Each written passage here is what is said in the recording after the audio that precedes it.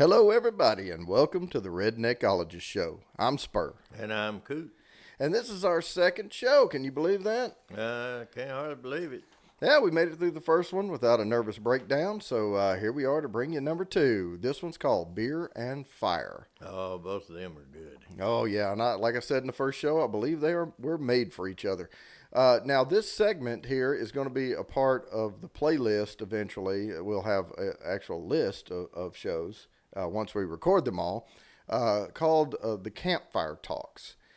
So to remind everybody what we mentioned in the first one, we're going to have Southern cooking, country music, redneck ingenuity, and this segment here called Campfire Talks. And what better way to start off Campfire Talks than talking about a campfire? Yeah, that's right. And beer. And beer. So, we were talking before about there's nothing better than coming home from a long work week, getting home around dinner time or whatever it is that you get home, and knowing you have that weekend ahead of you, and maybe you're going hunting, maybe you're going fishing, maybe you're going mud riding, whatever it is you're going to do, but you're anticipating those fun days ahead, and you crack open that first beer and you get that fire going in that fire pit or on the open ground or whatever the way you decide to do it. That first beer goes down pretty darn smooth, doesn't it, Coot? Especially if it's cold. Well, yeah, and that's true, and we're going to talk about temperatures of beer here in a little bit. I know some people can tolerate them a little warmer than others. And I can drink 2 or 3 cold ones, and then that, they can warm up a little bit, and I don't even notice it. Yeah, I have to stick with cold. I have to stick with the cold. Yeah, unlike you, Coot, I need mine to stay cold from start to finish. Well, it don't hurt me. I mean, I got false teeth, so it's not going to hurt my teeth. Yeah, I like them. I keep the refrigerator. I have a refrigerator I call the beer fridge, and my wife, she calls it the drink fridge. Everybody ought to have one. That's right. And so it's not the one in the kitchen. Nope. It's in a utility room. And yeah, it's true. She is a little more accurate than I am with her description of it because she does keep juices for the kids in there and soft drinks and things like that. But to me, it's the beer fridge. Yeah, and a good old ice chest full of ice is good too. When I say we have a beer fridge, now it's a cheaper model of a refrigerator, right? But it's still cold. But it's still cold. But the way it cools, it's kind of uneven because it's a cheap refrigerator. So there's a hole from the freezer coming down, and that top shelf up there, if you turn the temp down too cold inside that little beer fridge, it can freeze the stuff on the top shelf. Yeah, and them cans sitting back on the back next to the back wall of the fridge, they might get they might, slushy. Yeah, they might get a little slushy. So after freezing the soft drinks and the kids' drinks, and I was keeping my beer in the door of the refrigerator, my beer now stays in the coldest part of that refrigerator, and we actually had to turn the temp warmer a little bit. Oh, okay. So, because I like mine just on the verge of being slushy. All right. And that's why I like ice chest and ice. Yeah, it seems like you can take a old 12-pack or 18-pack or even a 30-pack, and you pack it down that ice in about 10, 15 minutes, they cold. Oh, yeah. Now, let's talk about what type of beer. We don't normally name brands or yeah, we don't have any sponsors, so. Yeah, we don't name websites. We don't name brands of tools or anything like that. We try not to endorse anything. But we are going to tell you what type of beer we drink. I drink Coors Light. And I like Miller Lite. But I have nothing against OP beer. Me either. As long as other people buy it. Yeah, other people's beer. That's OP beer. So if beggars can't be choosers, and I'll drink just about anything that they offer if I don't have some of my own. And I used to be a Bud Light drinker, and I've had Budweiser before. I will drink whatever's on tap. If I'm not choosy, I'm not picky, but if my everyday beer is Coors Light. I got a pretty good question for you, Spur. What's we that? Don't call him Spur for any other reason, but then he's pretty sharp. But I'm just sitting here wondering if you know off the top of your head or whatever, how many different beers there are on the market. That's a good question. I mean, I've seen posters before that was supposed to have displayed every. Now there's a difference between beer and ale, and there's lagers, and there's blondes, and there's different versions of all these different beer. But if you're just talking about straight blonde beer, I mean, even in that, I think we're probably in the hundreds because even domestic, because you have all these microbreweries around. Right. Yeah. And I like some of the microbreweries. Now, some of them are a little pungent for my taste, but like I said, I'm not that picky. I'll drink your beer if you let me. Well, if it's a blonde beer and it tastes pretty good, not skunky, or I call it tasting like fennel, I can drink it. Yeah, and I used to be a long time ago. Well, I tried to be. In my younger days, I tried to like IPA, which is the India Pale Ale. And it's really hoppy, and I got burned out on it. And there was a restaurant bar brewery thing that we've gone to before together, and there was a particular hoppy beer there that was pretty skunky. You had to get the first one down before you could handle that second one, and the first one you kind of had to hold your nose. Well, is that what gives that flavor I was talking about? More hops or different hops? Or Yeah, different hops, the boiling time. If you look into how beer is brewed, there's a 1 hour boil, typically. Well, I'm talking about ale now because I used to make my own, and the difference between an ale and a lager is the ale, the yeast ferments on top. You can ferment it around 72 degrees or somewhere along in there. I don't remember the exact temperature range it has to be in to keep that yeast alive and cooking. Or belching, I guess, or farting, whatever that yeast does to make them bubbles in there. Putting off gas. Yeah, putting off gases. But the lager is a bottom fermenting yeast, and you have to have it down in the 50s on the temp before the yeast will do its job. And then you have to, bottle it out of there. So the different types, but looking back on my days of brewing the beer, I got tired of all those hops, and I wouldn't put them in the boil until the last 15 minutes. And some people talk about, well, there's 45-minute hops and there's 30-minute. Man, that stuff is too strong. I waited till the very end, and I was supposed to put them in at 20 minutes left, and I still thought that was a little strong for my taste, so I wouldn't throw them in till 15. Yeah, I never did get to drink any of the beer you made. I made one time, and I called it James Blonde. James Blonde. And it was the best beer I ever brewed. It had a little vanilla flavor to it, but it was a blonde ale. And it came out really clean.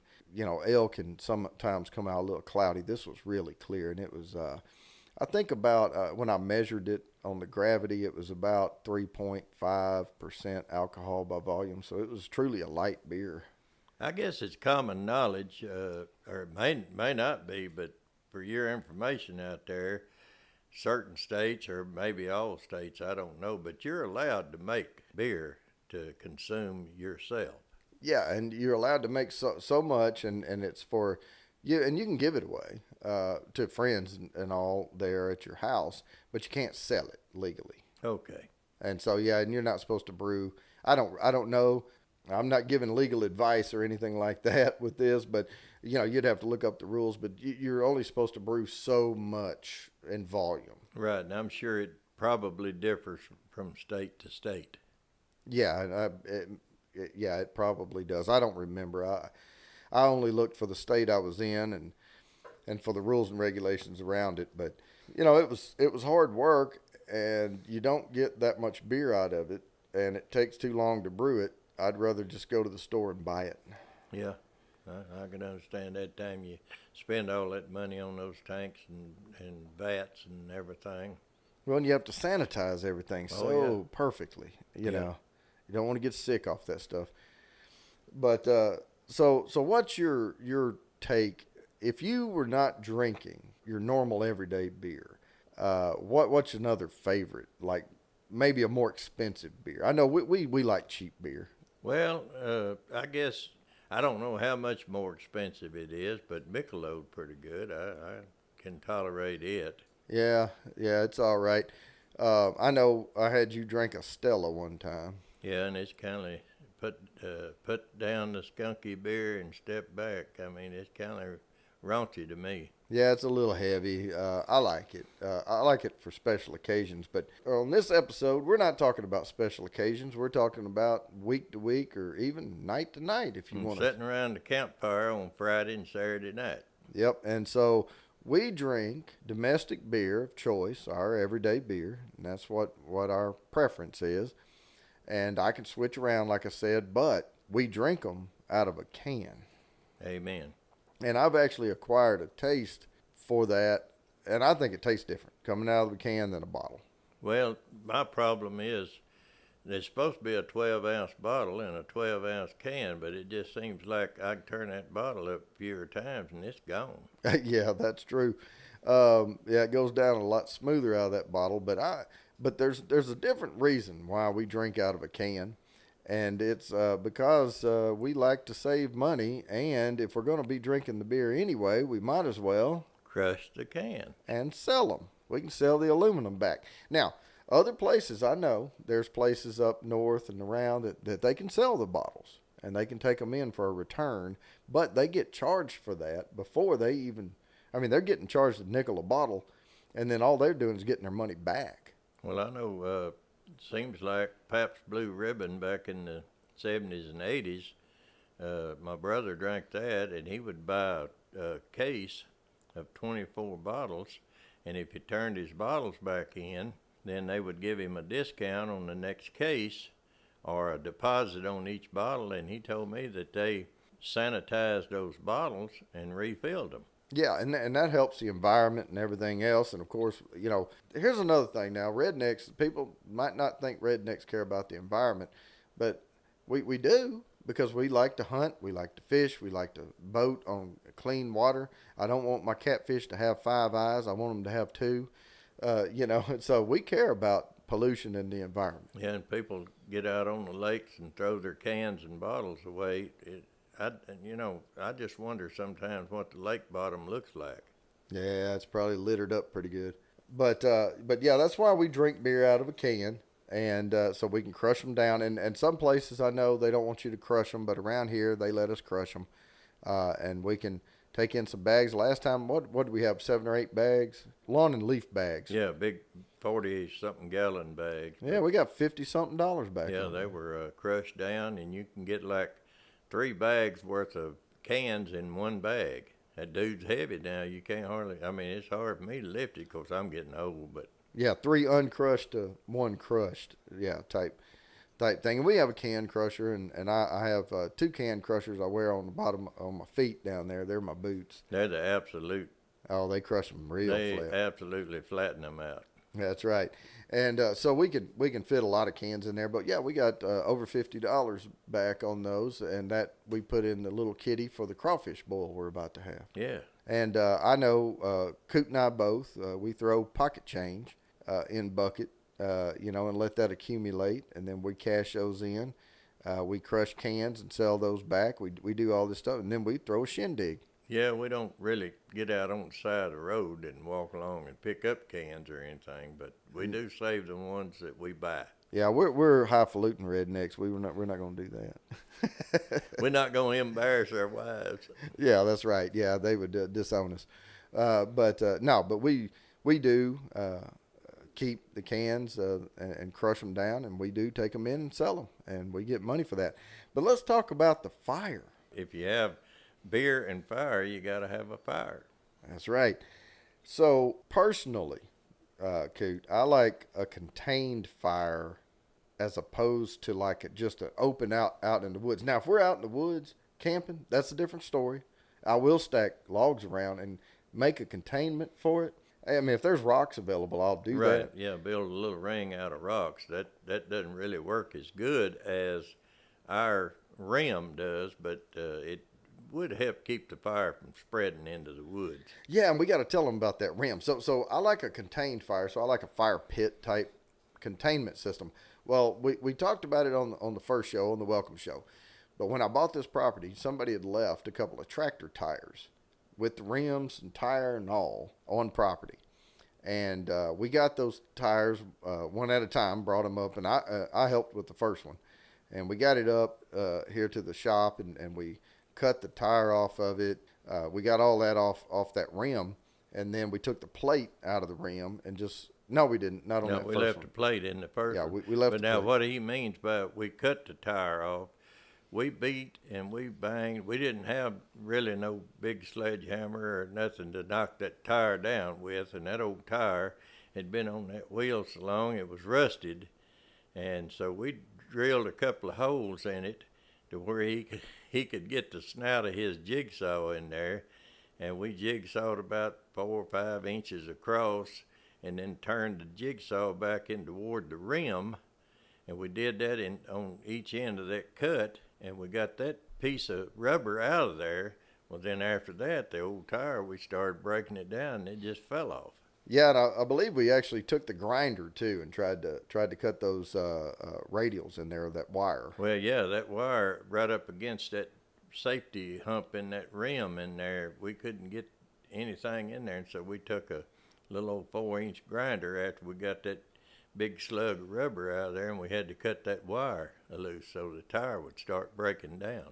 But I can tell you guys and gals, if you're listening, if you get a chance to get your hands on a large, medium to large tractor rim, that makes an excellent fire pit. And I've seen them make them out of them old 18-wheeler rims. You know, they're not quite as big as this rim we've got, but they're big enough. Yeah, and I'm going to put a graphic up right now that's going to show you what else we have concocted for our fire pit. You know, we talk about whether you just throw logs on or stack them neat, and people like to pack it down, and some people like to make what they call a Teepee Fire, you know, where you stack the logs with the tops open touching and leave the bottom spread out and have a coal base in there. And that's really my favorite way to do it, is because it puts heat out 360 degrees all the way around it. And you don't have blocked spaces in there where logs are laying and they're not really burning and somebody's getting cold on one side and not on the other. So what we've done, if you look at the graphic, we made a plus sign out of rebar. Found some old rebar out here. Yep, and we purchased one more piece of rebar, which is cheap. It was a couple of dollars for the piece of rebar because the one that was out here wouldn't quite make an X or a plus, or however you want to look at it, to fit on top of that rim. So Coot mentioned last time he's good with the welder, and he cut those and made a T that would just fit inside the top lip of that rim. And that gives us a cross beam to stack logs 4 ways around that thing, or and you can put 2 in each section. It'll make them stand up. Yeah, it'll make them stand up until they're ready to be coals. It'll make that Teepee Fire. Yes, it will. So what we do is we take fire starter. We cheat. I ain't gonna lie to you. I'm not gonna sit here with a flint rock at my own house. Now I'll do what I need to out in a survival situation, but when I'm in the comfort of my own property, I take a little old pine knot fire starter and I set it on fire with a grill lighter, and then we rick the logs 4 ways like tic-tac-toe board thing, and get some little twigs in there to go in and get a good coal base, and then we start racking those logs in a teepee fashion up around that plus sign. Yeah, you got to tell them too that I don't know how well it works with green wood, but all this wood we're cutting out here is like the trees have died, or they're even on the ground, and we take a chainsaw and cut them up, and they are really seasoned. I call them super seasoned. Oh yeah, they really are. And I mean, we had a little rain the other day, and it didn't rain real hard, but it did rain on the wood, and we were able to just start the fire, and that dried that wood right out. It gets so hot in that rim. Yeah, it just takes a little bit longer. And if you go 2 or 3 weeks without rain, it's almost like when that fire gets going, it's almost like you've got gasoline on it. That's right. Now, one thing I want to get back with, and I still have the graphic up here for that plus sign rebar thing, but before we take that graphic down, I want to tell you that the first time we burned a fire using it, it was perfectly level, and it actually got so hot in that rim that it sagged down about, what'd you say, about a half an inch? Maybe, yeah, 3/4. 3/4 of an inch. And so we just let it cool. And then the next night we flipped it over. And so it was raised just a little past center. And we built the fire. We've had, 3 or 4 fires on it now, and it hasn't moved again. Right. I think you have to remember that rebar got cherry red, and we probably tempered it. And what we did when it bowed down into the rim, the next night we flipped it over. Of course, it was bowed like up, and we were waiting on it to bow back down. And what I was going to do was take a little stand, another little piece of rebar, and put from the center of that plus or that X down to the ground to keep it from doing that. But I believe we tempered that thing to where it won't. It hadn't moved yet. No, I think so. So what I was going to suggest is if you do, whether you use a tractor rim or not, I mean, you can use a round a thing made out of bricks or square or whatever, but get you make you a crossbar on there, a T-looking crossbar, so that you can rick those logs up, and make sure you cut them and split them. And now we're going to talk about split wood here shortly too, but make sure you cut them the right length so that you can stack them up there. And you don't want them a lot taller than the middle of that rebar, but a good 2.5, 3 inches taller. Yeah, if you'll stay with you, if you do get a splitter or you're lucky enough to have one, you've got to cut. I think that splitter we've got will split 21-inch long, maybe 22-inch long, but that's really crowding it. Yeah, and we don't need them nearly that long. Oh no. We only need them about 14, 15 inches long. Yeah, and they stick up past that plus sign, we call it. It's plus for us. Spur back in the day, we used to build them fires, and all we had out here was them little old limbs. Probably wasn't very many of them bigger than your arm. We had a few bigger ones, but it was just awful trying to burn that round wood. Round wood smokes a lot. Anytime you've got a fire where the wood's not all caught up yet, it's going to smoke a lot. And of course, certain types of wood's going to smoke more than others, and that junk you get out of the stores where you go pay $5 to $8 for a little old bundle of junk, it's going to smoke a lot. But once the fire gets rolling good, the smoke dies down a lot. But that round wood will sit there and start smoking again, and it won't burn up right. You can't make a coal base out of it. And yeah, we just prefer split wood, and we split it. Not all of them, but a lot of them we split as slender as we can get. Yeah, and that round wood, we still use it. If you've got split wood, there's nothing wrong with throwing if you got something the size of your arm or, maybe the calf of your leg or something like that. It takes it a while to burn, but if you've got split wood, you can keep on there with it. You don't even know that round wood's on there. Once we get a fire going the way we like it in that pit, I think you could throw a brick on there and it'd burn. Yeah, and some of that wood that we cut is so knotty, and you got to watch them knots. Even this little old splitter we bought won't even split them. Yeah, and it's a 6-ton splitter, electric, of course. And, I don't know, because I don't even know if a big gas one would do it. I don't care how many tons, because once it breaks, once that split breaks before the knot, there's nothing to split anymore. That's right. But we throw those knots on there. We call them hog heads every once in a while. Loggerheads. Well, the loggerhead's one is bigger on one end than the other. But I call them boar heads or whatever, those old ones with the, looks like tusk sticking off of them. Yeah. And what you want to do, too, if like you come in, build a fire on Friday night, and you set up till 10, 11, maybe midnight, whatever. And the last thing you want to do, probably, if you've got a contained rim like we have, what we do, we'll take one of those big knotty pieces and we'll lay it on that fire, and of course it's got tons of live coal under it, and it'll start burning, and it'll lay there, and sometimes you get up the next morning and go out pretty early and there's still wood there, and man, you talking about easy to start another fire. But even if you don't go out in the morning, we've gone in about 10 or 11 o'clock one night. Last thing we did was threw one of those big old hog heads on there, what I call them, logs, and we didn't get out there till the next day till about 5:30, and we just raked up the live coals and started ricking logs on there, and we were going to town. Yeah, you can save your little pine knot thing then. Yeah, I only use those if we didn't have a fire the day before, usually. All right. Well, I think we've got enough for this show here. We've covered this pretty good. Any suggestions, any comments, please let us know what you've done for a good fire pit.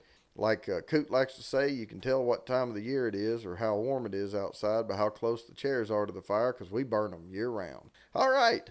This is Coot. And this is Spur. Please subscribe.